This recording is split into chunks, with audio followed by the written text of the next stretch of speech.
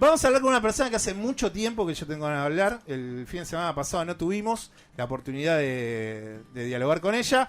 Y ella es abogada, es presidenta además de la Asociación Civil que nuclea a las víctimas del terrorismo en la Argentina. Y es la precandidata que va en el puesto número 2 en la lista de Avanza Libertad en Cava, en la Ciudad Autónoma de Buenos Aires. Y es la doctora Victoria Villarroel. ¿Qué tal, Victoria? Marcelo Aymar te saluda. ¿Cómo estás?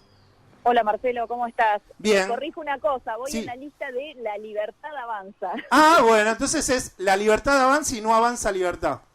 Avanza Libertad es en provincia de Buenos Claro. Aires y es la lista de Expert, pero nosotros somos La Libertad Avanza y vamos con Javier Milei en Capital Federal. Perfecto. ¿Sabes qué? Fue un error mío porque hace 3 meses atrás lo entrevisté a Esper y claro, ahí yo dije Avanza Libertad y no me corrigió. Pero bueno, acá es La Libertad Avanza. La Libertad Avanza. Hay un cambio. Exacto. Bueno, ¿sabes que tenía muchas ganas de hablar con vos, Victoria, en este tiempo? Porque me parece que hay una idea que ahora después vamos a hablar de lo que les pasa en las recorridas. Creo que mañana cierran en el Parque Lezama con Javier Milei. Pero en los discursos de Vidal en los últimos días empezó a haber como una especie de paralelismo que tiene que ver con algo que venían diciendo ustedes, que es la baja de impuestos. No especifica qué impuestos, pero hay como una especie de ligazón con el discurso que lleva adelante tanto Javier Milei como vos, que es, bueno, si nosotros intentamos meter proyectos en la Cámara de Diputados, bueno, uno de esos proyectos importantes es atender a la baja de impuestos. Ahora, la pregunta sería la siguiente, más allá del análisis que vos me podés hacer de esta relación que está teniendo el discurso de Vidal con el discurso de ustedes, yo lo que pensaba es, si la idea es bajar impuestos, el Estado se desfinancia. Y en una sociedad que tiene 50% de pobres, ¿cómo haces para que ese Estado pueda llevar adelante ciertas calidades de vida superiores ante un pueblo que está realmente pasando por niveles de pobreza que nunca se vieron? Porque la baja de impuestos tiene que ver con que si el Estado recauda puede distribuir mucho más.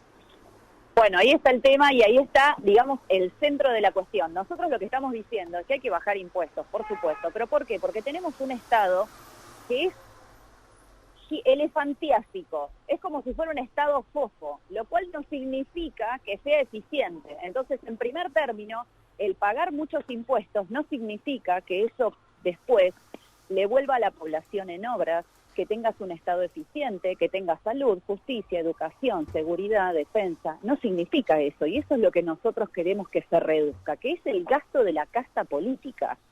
El gasto de la casta política, y esto lo ha dicho Javier, que obviamente es economista y de esto sabe mucho más que yo, se remonta a 5 puntos del PBI.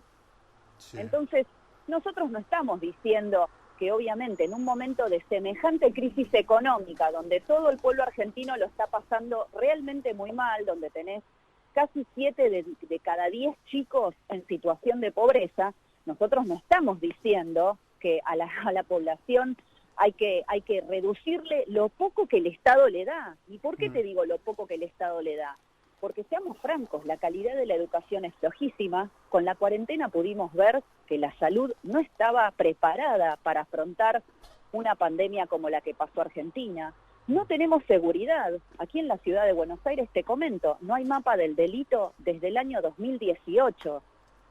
Entonces, todas estas situaciones se están dando con una carga impositiva sobre los ciudadanos que realmente es de las mayores del planeta, pero eso no vuelve al ciudadano en absolutamente nada. Entonces lo que nosotros estamos diciendo desde La Libertad Avanza es que hay que reducir los impuestos, ¿pero por qué? Porque hay que reducir el costo de la casta política. Hay que reducir lo que se va directamente en cuestiones que tienen que ver con lo partidocrático, que tienen que ver con los espacios que el Estado cede en infinidad de situaciones para los partidos, con el financiamiento. Por ejemplo, y ahí te voy a dar un ejemplo como mujer, el Ministerio de las Mujeres a mí no me representa y sin embargo tiene un presupuesto más alto que el que tenemos en defensa. Argentina es la 8ª extensión territorial del mundo y está completamente indefensa. Por eso Chile se nos anima, por eso Chile pone en sus mapas tierra que es nuestra, porque nosotros no podemos defender lo nuestro, ni siquiera no iniciar una guerra, porque nadie está hablando de eso. Las Fuerzas Armadas no están solamente para ir a la guerra, están para disuadir al otro de no avanzar. Victoria, ni siquiera podemos disuadirlos. Entonces, lo que hay que reducir es el costo de la casta política. Pero en el caso de lo que y de fue... nuevo, tanto sí. Vidal como López Murphy, como casi todos los impuestos hoy, casi todos los espacios hoy están hablando de libertad o de bajar impuestos. Bueno, la libertad ya pasó hasta el discurso de la izquierda, y la realidad es que ellos no hablaban de esto, y ninguno de todos ellos, desde la izquierda hasta Cambiemos, en ningún momento han apuntado a medidas concretas cuando han estado todos en el poder o han tenido diputados. Tanto Javier Milei como yo no hemos sido diputados, no hemos tenido, o sea, yo, por ejemplo, no he tenido cargos públicos. Victoria, Entonces, permítime, pero en el caso de lo que fue el proyecto de ley que después se transformó en ley, que llevó adelante Carlos Heller con Máximo Kirchner, que se conoció popularmente como el impuesto a las grandes fortunas. En ese caso, ¿tampoco estarían de acuerdo con que la parte social de un país que tiene mayor capacidad económica pueda tener incremento de sus impuestos, o ustedes lo miden como de manera uniforme? O sea, se baja impuestos a todos, tanto seas rico como de clase media o clase trabajadora. Bueno, el problema es que vos tenés ahí un freno constitucional, y acá yo te lo voy a encarar como abogada, porque yo, de nuevo, no soy economista. Entonces, ese tipo de cuestiones que son tan específicas, sí me parece mejor que las hablen los que saben, y no que hagamos el típico... ahora los políticos, viste, que es chamullar. Ahora salimos de ahí, pero quería preguntarte esto porque era central. No, simplemente te quiero decir que primero nosotros tenemos un impedimento constitucional para ese tipo de medidas diferenciadas, que es el derecho a la igualdad. ¿Eso significa que uno justifique o no justifique? No, significa simplemente que tenés un impedimento para hacer ese tipo de cuestiones que son inconstitucionales, en primer término. En segundo término, ese impuesto se consideraba solidario sobre las grandes fortunas. El tema es que la solidaridad no puede ser compulsiva, entonces hasta ahí una cuestión de tipo moral respecto de cómo denominan a eso.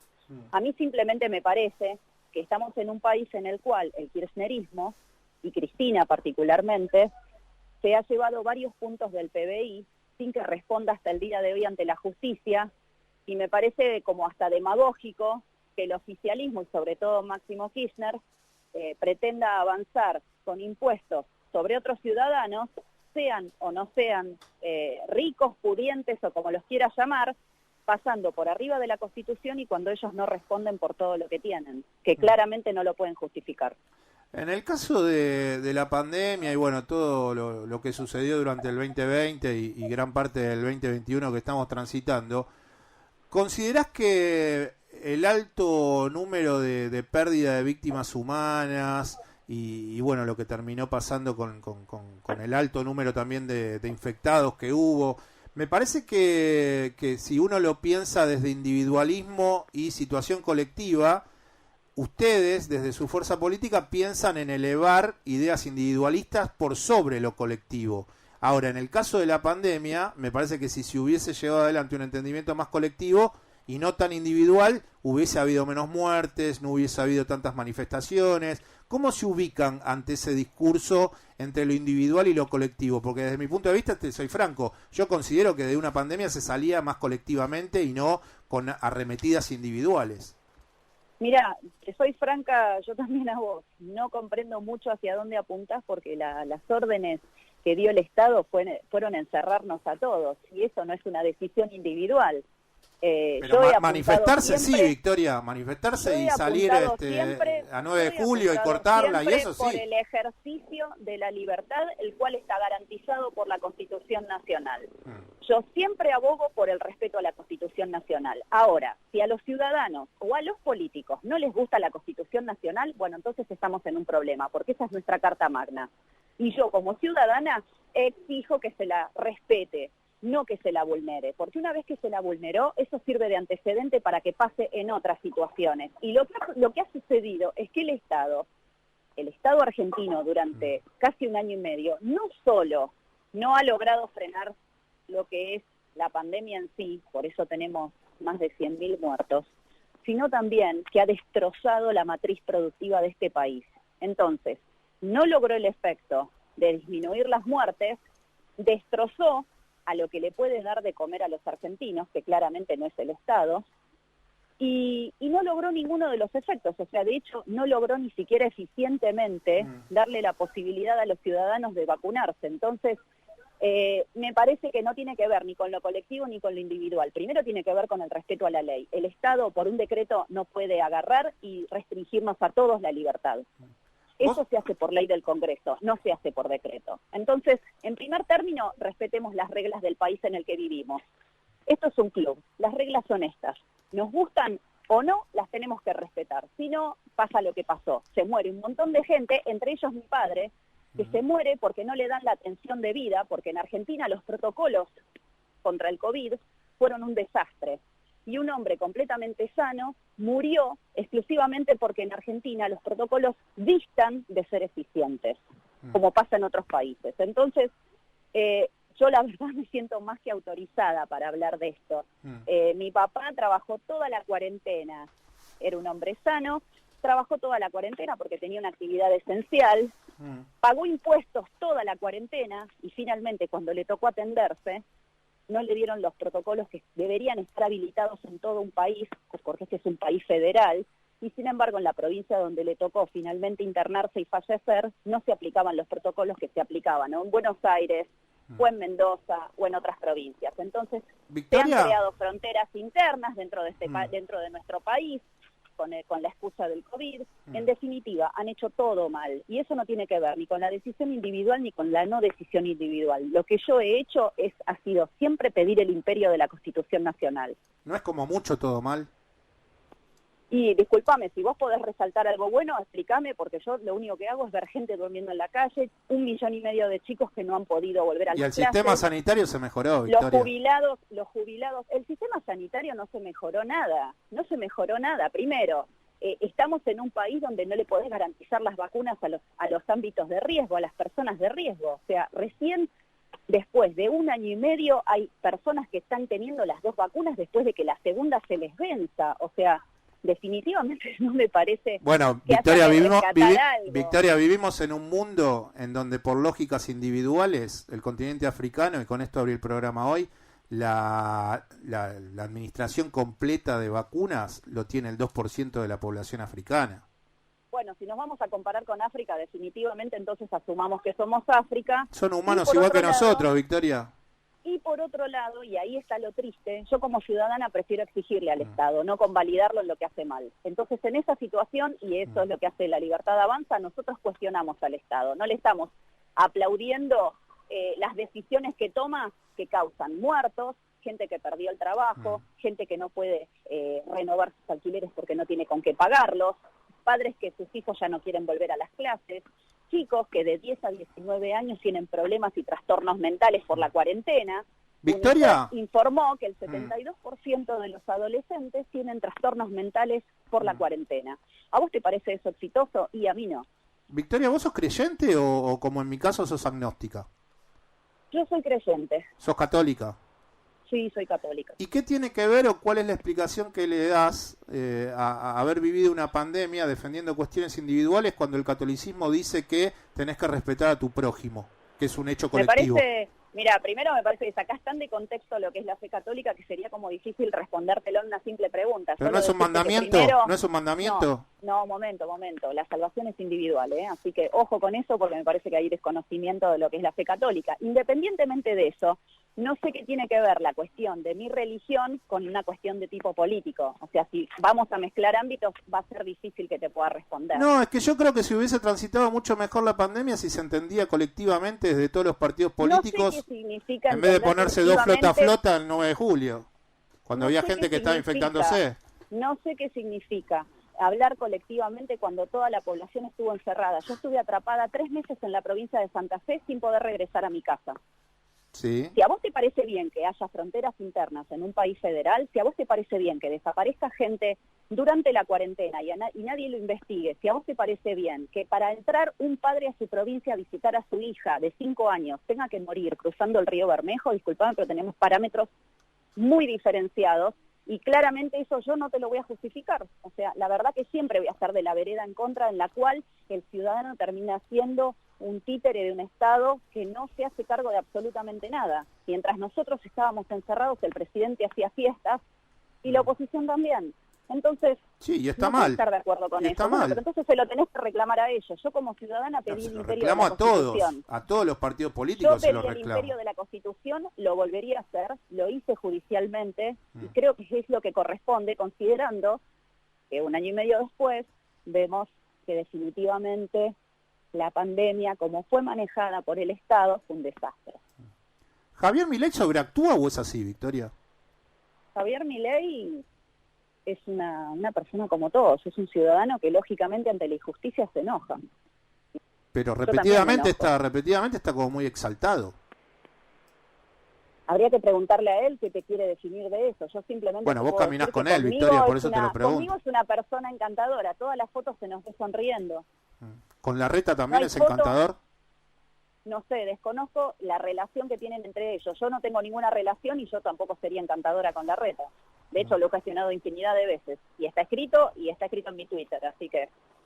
¿Y cómo En creen? tal caso podés diferir en los modos, pero aún así entiendo al ciudadano que se indigna ante situaciones que realmente son indignantes, que se viole la Constitución Nacional, que es lo que nos ampara a todos los ciudadanos, definitivamente es gravísimo. Así que, pero bueno, en fin, creo que son situaciones que en eso tenemos un enfoque distinto, principalmente porque yo no veo ningún enfoque ni colectivista ni individual. Yo veo lo que tienen que hacer los ciudadanos, que es reclamar el respeto de la Constitución y la vigencia de sus derechos humanos, los cuales fueron violados masivamente durante la cuarentena en este país.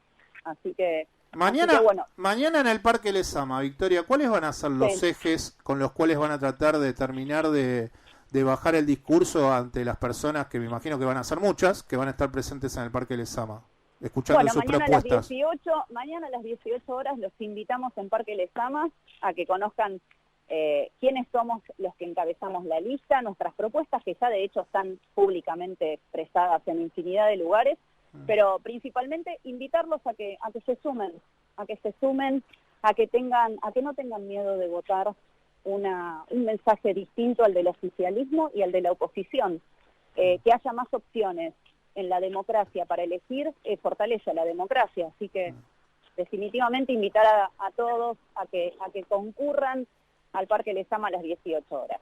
Y Victoria, por último, ¿por qué crees que nos cuesta tanto como sociedad, por ejemplo, lo que pasó recién en esta entrevista? Que yo te pregunto algunas cosas que vos no estás de acuerdo y como que empieza a haber alguna situación de incomodidad. ¿Por qué crees que nos pasa esto como sociedad? No, yo no veo incomodidad. Yo lo que veo es un cuestionamiento más que nada a aquellos que están dispuestos a que la Constitución sea la carta magna para todos. Y yo como abogada defiendo el derecho y defiendo la aplicación de la ley. Si te hablara distinto de eso, estaría violando mi juramento como tal. Y yo juré defender la ley siempre. Así que en ese sentido no hay incomodidad alguna. Simplemente hay más que nada es el no entender que los ciudadanos tienen que defender las leyes, tienen que defender su aplicación, porque ese es el freno al Estado. Si no nos pasa el Estado por arriba. Y para eso están las leyes, para proteger a los ciudadanos. Entonces nosotros como ciudadanos tenemos que exigirles a nuestros mandantes, funcionarios públicos sí. que elegimos por el voto o que fueron designados por el gobierno que haya sido elegido por el voto popular, tenemos que exigirles que cumplan con lo que dijeron en campaña, tenemos que exigirles que respeten nuestros derechos humanos, sobre todo en un país donde se habla tanto de derechos humanos, se violaron muchos derechos humanos. Que no haya en este momento ningún tipo de pena concreta por la desaparición de Luis Espinosa, de Facundo Astudillo, de las personas que han fallecido en circunstancias sumamente escandalosas y dudosas en las cuales el Estado tuvo que ver durante la cuarentena, o que se hayan creado fronteras internas entre provincias, todo eso amerita que hubiera juicio y condena a los funcionarios públicos o agentes del Estado que lo hayan hecho, y sin embargo no la hay. Entonces, a mí me parece simplemente fundamental que entendamos que el rol de los ciudadanos no es convalidar que nos pasen por arriba, es estar atentos, es implicarnos, participar y estar siempre pendientes de que se respeten nuestros derechos. ¿La gente les pide cuando hacen las recorridas que hablen con más amor o que sean personas que van a por todas y bueno, los vamos a liquidar, la casta y todo lo que coraje. yo escucho? La gente pide coraje. La gente pide coraje. Está harta de los políticos que les hablan por TikTok, harta de los políticos que les hablan de sexo mientras la gente se muere de hambre. La gente quiere coraje en la clase política y no quiere gente que convalide los delitos, la corrupción, la impunidad. Y desde ese punto de vista, tanto Javier Milei como yo estamos de acuerdo en ese discurso, porque somos ciudadanos. Victoria, que, Marcelo, me quedaría hablando un montón, vos, pero gracias por estos minutos. Estoy en el medio de la calle. Sí, te mando un abrazo y me di cuenta hace 2 o 3 preguntas y gracias por este tiempo. No, por favor, chau, hasta luego. Chau. Quien estaba hablando me quedaría hablando un montón. Quien estaba hablando con nosotros era Victoria Villarroel, que bueno, como verán, por eso tenía ganas de hablar con ella desde hace un tiempo. Y ella es abogada y además es presidenta de la asociación civil que nuclea a las víctimas del terrorismo en la Argentina. Bueno, esto tiene que ver con las dictaduras que hemos sufrido. Bueno, la dictadura de los 70 más recientemente, la última. Y es la precandidata que va segunda en la lista, primera mujer, porque después arriba de ella está Javier Milei, quien va en la cabeza de la lista de La Libertad Avanza. Lo dijimos bien, así que en Pasado Valores en AM 1420 con vos, la doctora Victoria Villarroel, precandidata a diputada por Cava en el partido La Libertad Avanza.